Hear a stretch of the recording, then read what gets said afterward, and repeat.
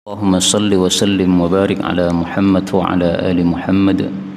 اللهم انفعنا بما علمتنا وعلمنا ما ينفعنا وزدنا علما وبارك لنا في علمنا وارزقنا الإخلاص في القول والعمل كاملا وعلما نافعا لا ينسى وتوفيقا دائما وصحة ويقينا وعافية آمين يا رب العالمين. Alhamdulillah kaum muslimin rahimakumullah. Biasanya malam seperti ini, malam Rabu, kita mengkaji tafsir Al-Quran. Tapi malam ini saya ingin mencoba mengkaji masalah fikih dari kitab fikih madhab Syafi'i yang sangat terkenal, yang dipelajari di semua pesantren Indonesia yang bermadhab Syafi'i, bahkan dipelajari juga di luar negeri. Judulnya Kitab Matan Abi Syuja'. Kitab ini sangat terkenal sehingga banyak sekali kitab yang mensyarah atau menjelaskannya. Bahkan kitab ini juga diubah bahasanya dengan bahasa yang mudah oleh seorang profesor doktor perempuan bernama Profesor Dr. Zainab binti Abdul Aziz. Dia seorang ulama kontemporer dan dia mengubah kitab Matan Abi Syuja' ini dengan bahasa yang lebih mudah dipahami oleh orang kontemporer seperti sekarang ini. Nah, ini yang akan kita bahas insyaallah taala pada pertemuan kita ini. Kaum muslimin rahimakumullah, mempelajari fikih sama dengan mempelajari Al-Quran. Jadi tidak ada bedanya kita mempelajari fikih atau mempelajari tafsir, karena sama-sama mempelajari ilmu agama. Al-Quran isinya berbagai ilmu. Ada ilmu akidah, ada ilmu fikih, ada ilmu tasawuf atau akhlak. Nah, kalau kita mempelajari fikih berarti kita mengambil satu bagian dari ayat-ayat Quran. Maka sebagian ulama ada yang mengumpulkan ayat-ayat Quran yang bersifat hukum, kemudian ditulis tafsir ayat-ayat hukum, isinya masalah hukum saja. Yang fikih saja, yang tidak fikih tidak, yang akidah enggak dicantumkan. Ada lagi ulama yang cenderungnya membahas masalah akidah, maka dikumpulkan ayat-ayat tentang akidah, kemudian jadilah kitab akidah. Nah, maka kita sebenarnya masih tetap mengkaji tafsir tapi dalam bentuk lain, yaitu ayat-ayat yang berkaitan dengan hukum, dengan fikih yang sudah diringkas oleh para ulama menjadi kitab fikih seperti yang kita baca pada pertemuan kali ini. Muslimin rahimakumullah, membahas fikih itu ada 4 poin pembahasan. Pembahasan pertama itu adalah masalah ibadah. Kalau sudah selesai masalah ibadah, biasanya dibahas masalah muamalah harta. Kalau sudah selesai muamalah harta, biasanya dibahas masalah fikih usrah atau fikih keluarga. Kalau sudah selesai masalah fikih keluarga, baru dibahas masalah jinayat atau kriminal, masalah kriminal dan yang sekitar dengannya. Nah, untuk pertemuan ini kita akan membahas fikih ibadah. Kenapa? Karena ibadah itu yang paling penting untuk kehidupan manusia. Allah mengatakan, wa ma khalaqtul jinna wal insa illa liya'budun. Tidaklah kuciptakan jin dan manusia kecuali untuk ibadah kepada saya. Kemudian pembahasan masalah ibadah, para ulama biasanya membahas pertama kali tentang fikih bersuci. Karena sebelum kita salat kita wajib bersuci. Habis itu selesai lalu membahas tentang fikih salat. Selesai salat membahas fikih puasa, fikih zakat, fikih haji. Nah, itu runtutan pembahasan kitab fikih oleh para ulama biasanya seperti itu.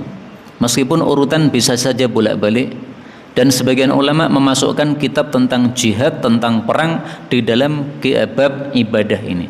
Tapi sebagian yang lain memasukkannya di akhir nanti, setelah selesai ibadah, muamalah harta, keluarga, kriminal. Nah, baru di belakang-belakang itu ada tambahan-tambahan termasuk fikih jihad dan sebagainya.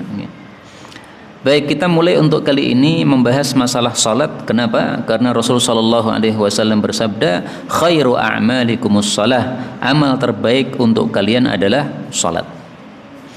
Maka saya buka dari kitab Taisir Matan Abi Syuja' karya Profesor Dr. Zainab binti Abdul Aziz, seorang ulama perempuan.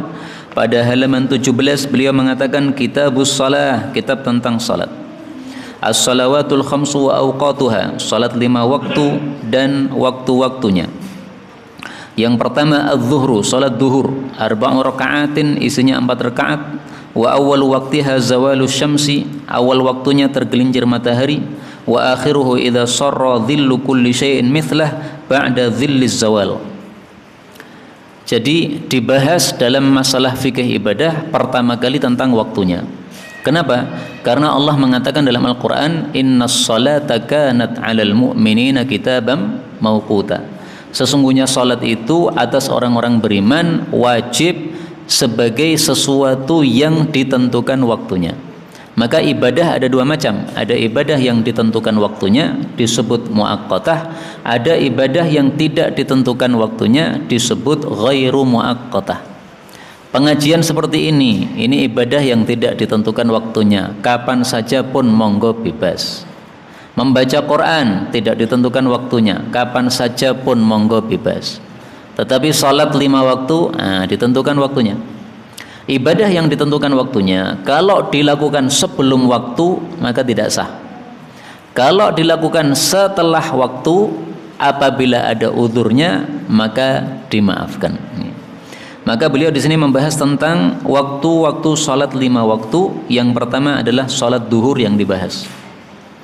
Pertanyaan, kenapa kok bukan salat subuh saja yang dibahas pertama kali?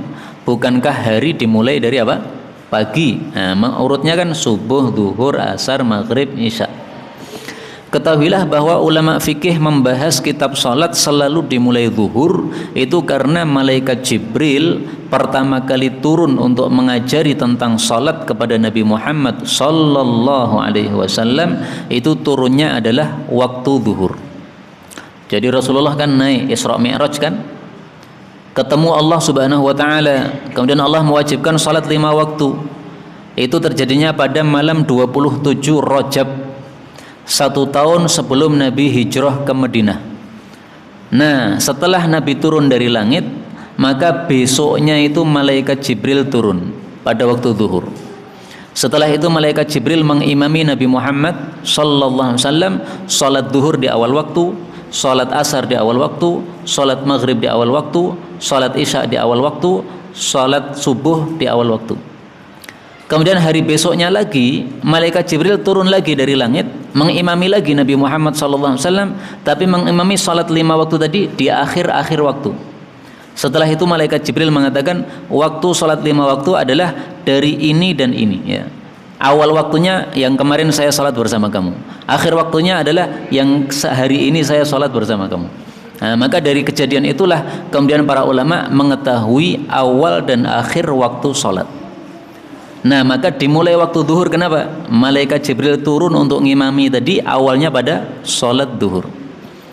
Bahkan para ulama menyebut salat zuhur dengan nama as-salatul ula, salat yang pertama, yaitu pertama diimami oleh malaikat Jibril alaihi salatu wassalam. Beliau mengatakan awal waktu salat zuhur adalah ketika matahari tergelincir. Matahari terbit dari timur kemudian menuju ke arah barat. Ketika dia berada tepat di atas kepala kita, itu adalah waktu terlarang kita salat. Begitu dia sudah condong ke barat, itu namanya tergelincir. Nah, mulainya waktu zuhur kata beliau setelah tergelincirnya matahari. Seandainya sekarang jam 12 kurang seperempat, nah berarti jam 12 kurang seperempat itu sudah boleh salat zuhur karena sudah tergelincir matahari. Kurang 20 menit belum sah salat zuhur karena belum masuk waktu. Sampai kapan? Sampai bayangan setiap orang itu sepanjang atau setinggi tubuh dia. Saya misalnya tingginya 160 misalnya. Maka kalau bayangan saya di tanah, bayangan dari sinar matahari saya di tanah itu 160 juga, berarti saat itulah waktu zuhur sudah habis. Kalau sudah lebih ya 160 tambah sedikit, nah berarti itu atau 161, berarti itu sudah masuk waktu asar. Maka beliau mengatakan wal asru arba'u raka'atin, salat asar 4 rakaat, wa awwalu waqtiha az-ziyadah ala dhillil mithli wa akhiruhu fil waqti alladhi yustahabbu 'adamu ta'khiri anhu ay yakuna adh-dhillu ila mithlain wa fil jawazi yamtaddu al-waqtu ila ghurubi syamsi. Salat asar kapan masuknya? Ketika bayangan seseorang sepanjang tinggi dia plus sedikit sudah masuk waktu asar. Sampai kapan? Nah, sampainya di sini dibagi dua. Untuk salat asar ada dua waktu. Meskipun sebenarnya para ulama menjelaskan rinci banyak waktunya, tapi salat asar bisa dibagi dua secara ringkas. Pertama, waktu salat asar untuk kondisi normal. Yang kedua, salat asar dalam kondisi terpaksa atau darurat. Untuk kondisi normalnya, salat asar itu dari bayangan kita sepanjang tubuh kita sampai bayangan kita 2 kali lipat dari tubuh kita. Kalau tinggi saya 150, berarti kalau bayangan saya itu di tanah sudah 300, berarti itu sudah akhir dari waktu asar untuk kondisi normal. Jangan melebihi dari waktu tersebut kecuali kalau terpaksa. Terpaksa misalnya gimana? Misalnya kita naik kereta, ternyata keretanya turun itu jam 5. Nah, ini matahari sudah kuning dan itu bayangan kita sudah lebih dari 2 kali lipat tubuh kita. Boleh enggak sholat asar di waktu tersebut? Boleh, karena terpaksa baru saja turun dari kereta. Tapi kondisi normal enggak boleh. Kita punya warung, saking sibuknya ngurusi warung karena pembeli banyak, akhirnya sholat asar kita undurkan sampai jam 5. Enggak boleh. Itu melewati waktu kondisi normal tadi. Maka jangan sampai gara-gara warung akhirnya kita sholat asarnya telat waktu, yaitu dari waktu kondisi normal. Kemudian kondisi darurat. Kondisi darurat adalah sejak bayangan kita 2 kali lipat dari tubuh kita sampai dengan tenggelamnya matahari. Nah, itu kondisi darurat. Boleh sholat asar di waktu tersebut apabila ada udzur atau ada sebabnya. Tanpa sebab jangan diundur atau jangan ditunda.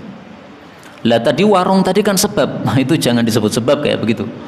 Yang disebut sebab itu yang darurat nih. Kalau warung kan nggak darurat. Warung tutup kan juga bisa. Warung tutup juga bisa, atau kita suruh menunggu dulu. Ini waktunya sholat dulu. Nah, yang mau beli silahkan ikut sholat bersama saya berjamaah di masjid. Nanti antrian lagi setelah sholat. Nah itu lebih bagus. Kita sambil berdagang sambil berdakwah. Kemudian berikutnya wal maghrib 3 raka'atin, dan salat maghrib itu 3 rakaat, wa waqtuha wahid wa huwa ghurubus syamsi wa bimiqdari ma yu'adzin wa yatawadda wa yasturul aurah wa yuqimus shalah wa yusalli 5 raka'atin ay hawalai nisfa sa'ah. Salat maghrib menurut mazhab Syafi'i, pendapat yang baru adalah memiliki satu waktu saja. Tidak seperti zuhur dan asar tadi. Kalau zuhur kan ada awal waktunya, ada akhir waktunya. Asar juga gitu, ada awal waktunya, ada akhir waktunya. Menurut mazhab Syafi'i, pendapat yang baru, salat maghrib tidak ada awal dan akhir, hanya ada satu waktu, awal tok, nggak ada akhir. Maka beliau mengatakan sekitar setengah jam setelah masuknya waktu maghrib. Misalnya adzan maghrib jam 5:30, nah, berarti waktu maghrib hanya setengah jam setelah adzan itu, sampai jam 6 tok. Lebih dari jam 6 kita salat maghrib, telat waktunya. Itu menurut pendapat mazhab Syafi'i yang baru. Imam Syafi'i punya 2 pendapat, pendapat lama sama pendapat baru. Pendapat lamanya Imam Syafi'i ketika masih beliau di Irak. Setelah itu beliau pindah ke Mesir. Nah, beliau di sana mempunyai pendapat yang baru. Nah, pendapat barunya beliau seperti tadi. Adapun pendapat Imam Syafi'i yang lama, waktu salat maghrib sama dengan asar, ada awalnya, ada akhirnya. Sama dengan duhur, ada awalnya, ada akhirnya. Awalnya kapan? Ketika tenggelam matahari secara sempurna. Nah, ini awal maghrib. Akhirnya kapan? Akhirnya ketika masuk waktu isya, yaitu ketika sudah hilangnya mega merah. Mega merah hilang jam berapa? Nah, misalnya sekarang jam 7 kurang 1/4. Berarti dari jam 5:30 tadi adzan maghrib sampai dengan jam 7 kurang 1/4. Itulah salat maghrib. Maka salat maghrib jam 6 nggak apa-apa. Ini pendapat beliau yang lama. Nah, ulama-ulama mazhab Syafi'i biasanya ketika melihat ada perbedaan pendapat Imam Syafi'i, pendapat lama sama pendapat baru, itu biasanya mereka memilih pendapat yang baru biasanya. Tapi untuk kasus ini, para ulama mazhab Syafi'i memilih pendapat Imam Syafi'i yang lama, yaitu memilih bahwa sholat maghrib ada awalnya, ada akhirnya. Kenapa? Hadisnya sahih. Malaikat Jibril turun pada hari pertama salat maghrib di awal waktu. Pada hari kedua malaikat Jibril turun salat maghrib di akhir waktu. Meskipun ada riwayat yang mengatakan dengan waktu yang sama, okay? Tapi karena hadisnya sahih, maka mereka mendahulukan pendapat yang lama, sehingga ringkasnya waktu maghrib pun berakhir dengan sampai adzan isya atau sampai masuk waktu isya. Kemudian wal isya arba'u raka'atin, salat isya 4 rakaat. Wa awwal waqtiha idza ghaba asy-syafaqul ahmar wa akhiruhu fil ikhtiyar mumtaddun ila thuluthil lail wa fil jawazi ila tulu'il fajri tsani amalan bi anna waqtas salati la yakhruj illa bi dukhuli waqti ghairiha. Salat isya memiliki 2 waktu sebagaimana salat asar tadi. Ada waktu normal, ada waktu apa? Terpaksa. Maka dari 5 sholat ini yang memiliki waktu 2, waktu normal sama waktu terpaksa, hanya 2 sholat, yaitu sholat asar sama sholat isya. Yang lainnya tidak. Meskipun penjelasan ini penjelasan untuk memudahkan, okay? Kalau mau diperinci tidak seperti itu, tapi itu malah menyusahkan. Saya pilih penjelasan yang mudah saja. Sholat isya awalnya ketika mega merah hilang. Kalau mega merah sudah hilang, yang ada di langit itu, maka berarti sudah masuk waktu isya. Sampai kapan? Beliau mengatakan sampai 1/3 malam. Malam dibagi 3, dari maghrib sampai subuh. Dari jam 6, 7, 8, 9, 10, 11, 12, 1, 2, 3, 4, 5. Atau 4 ya, berarti 10 jam. Berarti dibagi 3. Anggaplah 3 jam pertama, berarti dari jam 6, 7, 8, 9 atau sampai setengah 10. Salat isya waktu normalnya sampai jam berapa? Setengah 10. Atau dibulatkanlah jam 11 supaya mudah. Waktu normalnya sampai jam 11. Jangan salat isya lebih dari jam 11, kecuali kondisi terpaksa tadi. Ini pendapat yang beliau tulis. Tapi kalau kata guru saya, Syekh siapa namanya saya lupa, orang Mesir, masih muda, sering nongol di YouTube. Beliau mengatakan bahwa waktu isya itu waktu normalnya adalah sampai 2/3 malam. Jadi bukan sampai jam 11, tapi tambah 3 jam lagi, 12, 1, 2. Berarti sampai jam 2. Maka di sini ada perselisihan pendapat dari para ulama. Kalau penulisnya ini mengatakan sampai 1/3 malam. Kalau guru saya mengatakan sampai 2/3 malam. Sama-sama mazhab Syafi'i. Adapun kondisi daruratnya, maka sholat isya boleh lebih dari jam 11 atau lebih dari jam 2 tadi sampai waktu subuh. Adzan subuh jam berapa? 4:30. Nah, berarti jam 4 lebih 1/4 sholat isya masih sah. Tapi hanya dilakukan ketika kondisi terpaksa. Terpaksa contohnya apa? Panjenengan lupa mengira sudah salat isya, ternyata belum salat isya. Akhirnya panjenengan tidak salat sama sekali. Pas jam 3 malam teringat, ya Allah, saya belum salat isya tadi. Antum salat isya jam 3 itu gimana? Sah. Kenapa kok salat isyanya jam 3? Terpaksa karena lupa tadi. Enggak apa-apa, dimaafkan. Tapi kalau disengaja, saya salat isyanya nanti aja jam 4, nggak boleh. Kalau mau diundur sengaja maksimal sampai jam 11 tadi, menurut pendapat buku ini, atau menurut guru saya tadi sampai jam 2. Jangan lebih dari jam 11 atau jangan lebih dari jam 2. Baik, kita lanjutkan.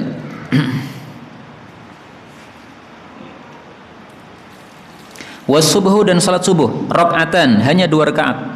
Wa awwal waqtiha tulu'ul fajri tsani wa akhiruhu fil ikhtiyar ila intishari ad-daw wa fil jawaz ila tulu'i syamsi. Mohon maaf, Salat yang memiliki dua waktu ada tiga. Salat asar, salat isya, sama salat subuh. Nah, ini salat subuh sekarang. Saya tadi mengatakan dua, salah. Saya ralat tiga. Salat subuh waktu normalnya sampai kondisi terang, tapi belum terbit matahari. Itu waktu normal. Waktu daruratnya atau waktu terpaksanya sampai terbitnya matahari. Misalnya sekarang 4:30 sudah adzan subuh. Nah, terangnya itu kapan? Anggaplah misalnya 5:30. Nah, berarti waktu normalnya sampai 5:30 atau sampai jam 5:15. Terus terbit matahari kapan? Misalnya jam 6 kurang 1/4. Nah, berarti dari jam 5:15 sampai 6 kurang 1/4 ini waktu subuh juga, tapi ini waktu terpaksa. Jangan sengaja menunda sampai jam 5:15. Kenapa? Ini sudah terang benderang. Boleh setelah itu apabila terpaksa. Misalnya gara-gara panjenengan ronda, akhirnya panjenengan sholat subuh tidak dengar azan. Padahal istri tidak di rumah. Kalau istri di rumah kan dibangunkan istri. Nah, ini istrinya pas nggak di rumah, pas di mertua misalnya. Maka akhirnya panjenengan bangun jam 5:04. Wah, udah terang benderang. Orang-orang sudah pada keluar rumah. Antum masih kriip-kriip nih. Nah, nggak apa-apa, sholat subuh terpaksa. Itu kondisi dimaafkan. Tapi kalau sengaja nggak boleh. Inilah kaum muslimin rahimani wa rahimakumullah, waktu-waktu sholat 5 waktu. Maka ringkasnya untuk sholat duhur waktunya 1 saja, untuk sholat asar waktunya dibagi 2, sholat maghrib 1 saja, sholat isya dibagi 2, sholat subuh dibagi 2. Ini penjelasan yang memudahkan. Kemudian berikutnya syurutu wujubis shalah, syarat wajibnya salat. Siapa yang wajib salat? Syurutu wujubis shalah thalathatu asya. Al-islam wal bulugh wal aql wa huwa ma yusamma bihaddit taklif. Syarat seseorang wajib salat itu ada 3. Pertama, dia seorang muslim, maka orang kafir tidak wajib salat. Maka kalau ada tetangga kita yang tidak Islam, enggak usah diajak salat, Pak. Ayo salat, enggak perlu. Mereka salat itu enggak diterima oleh Allah. Kalau mau ngajak apa? Masuk Islam. Tetangga kita kafir, tetapi dia tertarik untuk korban. Pak, saya daftar korban sapi, ikut gabung kelompok sapi. Nah, kita jawab, silahkan Pak, mau gabung dengan kita umat Islam, tapi ucapkan dulu syahadaten. Nah, suruh mengucapkan syahadaten. Kita terima korbannya, tapi apa? Disuruh mengucapkan syahadaten. Kalau dia mau ya kita jelaskan. Kalau panjenengan tidak mau mengucapkan syahadaten, panjenengan ikut korban itu sia-sia, tidak ada pahalanya. Kasihan panjenengan. Supaya ada pahalanya, panjenengan baca syahadaten. Kemudian syarat yang kedua, harus sudah balik. Artinya anak-anak kecil kelas 5 SD misalnya, nah, itu belum wajib sholat. Lah terus kenapa kita ajak ke masjid? Yaitu untuk melatih saja. Karena kalau kecil belum dilatih sholat, begitu sudah balik wajib sholat, dia belum tahu bagaimana tata cara sholat, malah dosa karena dia tidak melakukan sholat dengan benar. Maka sejak kecil sudah kita ajari. Nah, tanda balik apa saja? Ada 3 kalau menurut mazhab Syafi'i. Pertama, dia mimpi basah, berarti sudah balik. Kedua, dia haid, maka sudah balik. Tapi ini tanda untuk cewek, cowok nggak bisa balik. Apa nggak bisa haid? Tanda yang ketiga, sudah mencapai usia 15 tahun. Ini mazhab Syafi'i. Kalau mazhab yang lain menambahkan 1 tanda lagi, yaitu kalau tumbuh bulu pada kemaluan. Bulu yang kasar pada kemaluan, kalau tumbuh itu berarti sudah balik. Maka salah satu dari 4 ini kalau sudah ada, berarti orangnya sudah balik, berarti sudah wajib melakukan sholat. Kalau belum ada, berarti belum balik. Nah, ini ada orang gila sudah balik, wajib enggak sholat? Nah, beliau mengatakan syarat yang ketiga adalah berakal. Maka orang gila tidak wajib sholat. Kenapa? Tidak berakal. Tapi kalau orang gila ikut sholat gimana? Biarkan, selama tidak mengganggu. Tapi kalau mengganggu ya jangan. Sholat malah teriak-teriak, mengganggu jamaah. Nah, dikeluarkan dari masjid kalau mengganggu. 3 macam ini atau 3 syarat ini, Islam, balik, berakal, ini kalau terkumpul pada seseorang, namanya orangnya disebut mukallaf. Mukallaf itu apa? Dikasih beban oleh Allah Subhanahu wa taala. Bebannya apa? 2. mentaati perintah Allah, meninggalkan larangan Allah. Itu bebannya. Salat termasuk perintah Allah. Nah, berarti kalau dia mukallaf, dia wajib salat. Kalau tidak mukallaf, berarti tidak wajib salat. Muslimin rahimakumullah, salat yang wajib hanya 5 waktu. Selain itu tidak wajib, sunnah. Kalaupun ada yang wajib, maka wajibnya hanya sekedar fardu kifayah. Misalnya salat jenazah, itu kan wajib itu, tapi fardu kifayah. Kalau sudah ada satu orang yang mensalatkan jenazah itu, maka seluruh umat Islam yang lain tidak mensalatkan, nggak ada masalah. Tapi karena sholat yang wajib kita ini seringkali kita lakukan tanpa sempurna, khusyuknya tidak sempurna, bacaan suratnya tidak sempurna, dan sebagainya, maka oleh Allah kita diajari melakukan sholat sunnah. Bahkan Allah mengatakan dalam hadis qudsi, wala yazalu 'abdi yataqarrabu ilayya bin nawafil hatta uhibbah. Tidak henti-hentinya seorang hamba menambah-nambah, memperbanyak sholat sunnah, ibadah sunnah, akhirnya Allah cinta sama hamba ini, sehingga Allah menjadi pendengaran dia, Allah menjadi penglihatan dia, Allah menjadi tangan dia, Allah menjadi kaki dia. Maksudnya semua anggota tubuhnya ini dijaga oleh Allah, sehingga matanya tidak mau maksiat, telinganya tidak mau maksiat, mulutnya tidak mau maksiat, itu karena dijaga oleh Allah Subhanahu wa ta'ala. Itu kalau orang memperbanyak salat sunnah. Karena itu mari kita perbanyak apa? Salat sunnah. Baik itu salat sunnah qobliyah, salat sunnah ba'diyah, salat sunnah duha, salat malam, dan sebagainya. Makanya beliau di sini mengatakan as-salawatul masnunah, bab tentang salat-salat sunnah. Was-salawatul lati tu'addu minas sunnah khamsun. Salat sunnah ada 5. Al-idan, al-fitr wal adha, wal kusufan, asy-syamsu wal qamar, wal istisqa. Apa 5 salat sunnah? Pertama, salat Idul Fitri. 2, salat Idul Adha. 3, salat gerhana matahari. 4, salat gerhana bulan. 5, salat istisqa. Istisqa itu apa? Minta hujan. 5 ini salat sunnah. Muncul pertanyaan, loh, salat malam kan salat sunnah, kok enggak disebutkan? Maksud penulis adalah salat sunnah yang disyariatkan dilakukan berjamaah. 5 ini semuanya disyariatkan berjamaah. Idul Fitri berjamaah, Idul Adha berjamaah, gerhana matahari berjamaah, gerhana bulan berjamaah, istisqa berjamaah. Meskipun seandainya tidak jamaah ya sah. Panjenengan datang ke lapangan salat Id, ternyata salatnya sudah selesai. Kenapa? Jenengan kesuwen aduse atau kesuwen dandani. Ya sudah, salat Id sendiri gimana? Sah. Atau misalnya ada salat gerhana bulan, panjenengan datangnya telat, mulainya jam 12 malam, datangnya jam 2, wis do ngopi. Nah, maka panjenengan ikut ngopi nggak apa-apa, tetapi sholat sendiri boleh apabila gerhananya masih. Kalau gerhananya sudah habis ya nggak bisa, nggak boleh sholat gerhana. Tapi kalau gerhananya masih sampai jam 3 misalnya, sholat sendiri silahkan. Nah, maka yang dimaksud oleh beliau ini adalah sholat sunnah yang disyariatkan berjamaah. Kemudian beliau mengatakan was-sunanut tabi'ah lil faraid 17 rakaah. Adapun salat sunnah rawatib yang menyertai salat wajib maka ada 17 rakaat. Rakaatul fajri 2 rakaat sebelum subuh, wa arba'un qabla adh-dhuhri 4 rakaat sebelum zuhur, wa rak'atani ba'daha 2 rakaat setelah zuhur, wa arba'un qabla al-'asri 4 rakaat sebelum asar, wa rak'atani ba'dal maghrib 2 rakaat setelah maghrib, wa thalathun ba'dal isya dan 3 rakaat setelah isya, yusallimu fi akhiriha min ghairi tasyahhudil awsat.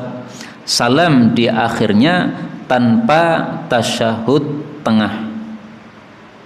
Kaum muslimin rahimani wa rahimakumullah, di sini penulis membahas tentang salat sunnah rawatib. Kenapa? Karena salat sunnah rawatib menurut madhab Syafi'i adalah salat sunnah yang paling utama alias paling besar pahalanya setelah salat fardu. Salat ada yang fardu, ada yang sunnah. Yang lebih besar pahalanya adalah yang fardu. Yang sunnah ini yang paling besar pahalanya adalah yang rawatib, yaitu yang menyertai salat wajib baik sebelumnya maupun setelahnya. Nah, salat sunnah yang sebelum salat wajib itu disebut qobliyah, rawatib qobliyah. Yang setelah salat wajib itu disebut apa? Ba'diyah, rawatib ba'diyah. Kemudian salat sunnah rawatib ini dibagi dua lagi. Ada yang sunnahnya muakkadah, ada yang sunnahnya ghairu muakkadah. Yang muakkadah itu yang sangat ditekankan untuk dilakukan. Yang ghairu muakkadah ini sunnah tapi tidak sangat ditekankan untuk dilakukan. Dengan kata lain, sunnah muakkadah ini selalu dilakukan Nabi, tidak pernah ditinggalkan. Yang ghairu muakkadah ini kadang dilakukan Nabi, kadang tidak. Nah, sekarang yang sunnah muakkadah dari salat sunnah rawatib apa? 1, 2 rakaat sebelum subuh. Nabi tidak pernah tinggalkan. 2 rakaat sebelum zuhur. 3 2 rakaat setelah zuhur. 4 2 rakaat setelah maghrib. 5 2 rakaat setelah isya. Jadi untuk subuh sebelumnya, untuk zuhur sebelum dan setelahnya, untuk asar tidak ada, untuk maghrib dan isya setelahnya. Itu yang apa? Sunnah muakkadah. Maka setelah salat maghrib itu sebisa mungkin kita melakukan apa? Salat sunnah. Ada pengajian, nah sebelum pengajian salat sunnah. Kira-kira cukup nggak waktunya Pak? Salat sunnah dulu sebelum pengajian. Cukup nggih? Nah, maka salat sunnah dulu sebelum apa? Pengajian. Itu lebih bagus. Karena apa? Sunnahnya muakkadah, sangat ditekankan alias Nabi tidak pernah meninggalkan. Adapun yang sunnah ghairu muakkadah selain yang sudah saya sebutkan tadi, berarti 4 rakaat sebelum zuhur itu yang 2 rakaatnya, 2 rakaat pertamanya adalah muakkadah, 2 rakaat setelahnya adalah ghairu muakkadah. 4 rakaat setelah zuhur juga begitu. 2 rakaat yang pertamanya muakkadah, 2 rakaat berikutnya ghairu muakkadah. 4 rakaat sebelum asar semuanya ghairu muakkadah. Bagi yang berpendapat boleh sholat sunnah setelah asar, berarti juga ghairu muakkadah. 2 rakaat sebelum maghrib ghairu muakkadah. Jadi untuk maghrib ini sebelumnya maghrib ini ghairu muakkadah, tidak ditekankan. Tapi yang setelah maghrib malah apa? Ditekankan. Malah ditekankan. Sebelum isya tidak ditekankan. Untuk yang setelah isya ditekankan. Nah, ini pembagian salat sunnah rawatib, ada yang muakkadah, ada yang ghairu muakkadah. Muncul pertanyaan di sini tadi beliau mengatakan disunnahkan setelah isya salat 3 rakaat. Loh, kok 3 rakaat gimana? Kan 2 rakaat itu. Nah, maka jawabannya adalah maksud beliau adalah salat sunnah ba'diyah isya 2 rakaat, rawatib isya 2 rakaat, ditambahi lagi 1 rakaat salat witir. Karena salat witir boleh dilakukan sebelum tidur. Itu maksudnya menurut guru kami yang dari Mesir tadi. Tapi kalau menurut penulis kitab ini, yaitu Profesor Dr. Zainab Abdul Aziz, beliau mengatakan ini 3 rakaat setelah isya ini salamnya hanya di akhir tanpa tasyahud awal, berarti langsung 3 rakaat. Berarti salat apa namanya? Salat witir. Berarti salat witir. Tapi kalau menurut guru saya tadi tidak. 2 rakaatnya adalah salat ba'diyah isya, kemudian salam toh nggih. Nah, setelah itu kita tambah lagi 1 rakaat. Witir 1 rakaat. Habis itu baru kita bismillah bubuk tidur. Kenapa witirnya sebelum tidur? Supaya nanti kalau kita bangunnya kesiangan, kita sudah sholat malam, yaitu sholat witir sebelum tidur tadi. Tapi kalau kita memang orangnya terbiasa bangun jam 3 biasanya bangun, nah, sholat witirnya jangan sebelum tidur. Setelah tidur saja itu lebih utama. Bangun jam 3, sholat 2 rakaat, 2 rakaat, 2 rakaat, 2 rakaat, baru kemudian sholat witir. Makanya di sini beliau mengatakan wa aqallul witri raq'atun wahidah wa awsatuhu 3 rakaat wa aktsaruhu 11 rakaat. Salat witir itu minimalnya 1 rakaat. Boleh. Kemudian sedang-sedangnya adalah 3 rakaat.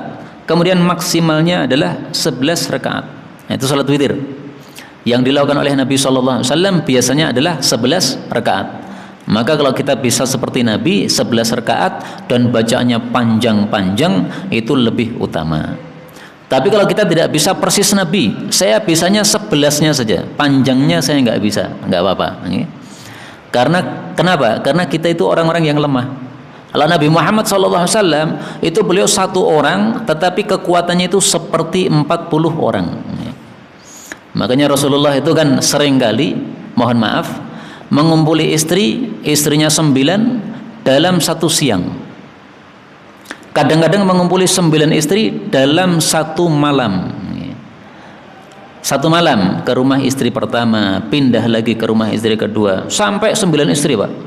Setelah 9 istri selesai, baru beliau mandi. Mandinya terakhir, sekali tok. Maka ditegur oleh Abu Rafi', pembantu Nabi, ya Rasulullah, kenapa enggak dibuat itu pernah dilakukan Nabi ya. Pernah juga Nabi itu mengumpuli mandi sampai 9 kali mandi, Pak. Maka ditegur oleh Abu Rabi', ya Rasulullah, kenapa kok enggak mandi 1 kali saja? Lebih ngirit kan? Maka Rasulullah mengatakan, setiap junub mandi itu lebih suci dan lebih bersih dan lebih disukai oleh Allah Subhanahu wa taala. Kalau panjenengan mau meniru Nabi dan kuat, silahkan. Tapi kalau tidak kuat, jangan, malah besok jadi jenazah. Karena tenaganya habis, malah mati. Kembali ke sini tadi, Nabi itu kekuatan tubuhnya seperti kekuatan 40 orang sebagaimana dikatakan oleh para sahabat Nabi sallallahu alaihi wasallam. Sehingga wajar kalau beliau itu 9 istri dikumpuli dalam satu malam, wajar kalau beliau itu sholat 11 rakaat tapi panjangnya dahsyat sekali. Pernah beliau rakaat pertama baca Al-Baqarah sampai katam, rakaat kedua Ali Imran katam, rakaat ketiga An-Nisa katam, rakaat keempat Al-An'am katam. Masing-masing rakaat satu surat, Pak. Kalau kita kan juga katam-katam nggih, kulhu katam, kulhu katam, kulhu katam, kulhu katam. Podo Nabi nggih, podo katami. Tapi surat ini loh pendek-pendek nggih. Nah, kita nggak apa-apa seperti itu. Kenapa? Kita nggak diberi kekuatan 40 orang seperti Nabi Muhammad sallallahu alaihi wasallam. Bahkan sebagian ulama mengatakan Nabi dikasih kekuatan 40 orang itu bukan orang dunia, tapi 40 orang surga. Padahal satu orang surga memiliki kekuatan 100 orang. Berarti 100 kali 40 berapa itu? 100 kali 40 4.000 berarti ya? 4.000 orang kekuatan Nabi Muhammad sallallahu alaihi wasallam. Masya Allah. Mudah-mudahan kita semuanya berjumpa dengan Nabi Muhammad sallallahu alaihi wasallam di akhirat kelak. Amin ya rabbal alamin. Saya tambahkan sedikit. Wa hunaka thalathu nawafil muakkadah. Ada lagi salat sunnah yang juga muakkadah, tapi bukan salat sunnah rawatib. Yang pertama, salatul lail, salat malam, wa tusamma qiyamul lail, disebut juga qiyamul lail. Awit tahajud, disebut juga tahajud, in fu'ilat ba'dan naum. Syaratnya kalau dilakukan setelah tidur, maka namanya tahajud. Tapi kalau sebelum tidur namanya bukan tahajud, tapi qiyamul lail tadi. Yang kedua, wa salatud duha, dan salat duha. Aqalluha rak'atan wa aktsaruha 8 raka'atin wal afdal ay yufsal baina kulli rak'atain. Jadi ada salat sunnah yang juga muakkadah tapi tidak rawatib, yaitu apa? 1, salat tahajud. Dan salat tahajud ini menurut para ulama adalah salat sunnah yang pahalanya terbesar setelah salat sunnah rawatib. Jadi urutannya salat wajib, ini pahalanya terbesar. Habis itu salat sunnah rawatib, ini pahalanya terbesar kedua. Habis itu salat tahajud, ini pahalanya terbesar ketiga menurut mazhab Syafi'i. Karena ada pendapat yang lain mengatakan, oh enggak, urutannya itu salat wajib dulu, baru kemudian salat tahajud nomor 2. Kenapa? Karena salat tahajud lebih berat daripada salat sunnah rawatib. Salat sunnah rawatib kan kita masih seger badan kita. Kalau tahajud kan merem-merem disuruh bangun, susah. Maka semakin susah berarti semakin besar pahalanya. Tapi kalau mazhab Syafi'i enggak ya. Salat wajib, kemudian salat sunnah rawatib, baru kemudian salat malam. Yang kedua, salat sunnah yang muakkadah adalah salat duha. Minimalnya 2 rakaat, maksimalnya 8 rakaat. Ini mazhab Syafi'i. Kenapa? Karena Nabi hanya pernah melakukan salat duha maksimal 8 rakaat, enggak pernah lebih. Waktu itu Fathu Makkah tahun 8 Hijriah, Rasulullah menyerang orang-orang Makkah, akhirnya mereka takluk semuanya masuk Islam. Nah, maka Rasulullah bersyukur kepada Allah melakukan salat duha 8 rakaat. Biasanya itu cuma 2 atau 3 atau 4 atau 6, Pak. Tapi Nabi pada kasus ini beliau salatnya 8 rakaat, tidak seperti biasanya. Mungkin karena bersyukur kepada Allah sudah diberi Fathu Makkah. Nah, 8 rakaat ini paling afdal adalah 2 rakaat salam, 2 rakaat salam, 2 rakaat salam, 2 rakaat salam. Jadinya 8 rakaat. Tapi seandainya digabung 8 gimana? Sah. Seandainya 4 salam gimana? Sah. Sebagaimana salat malam juga begitu. Salat malam afdalnya 2 salam.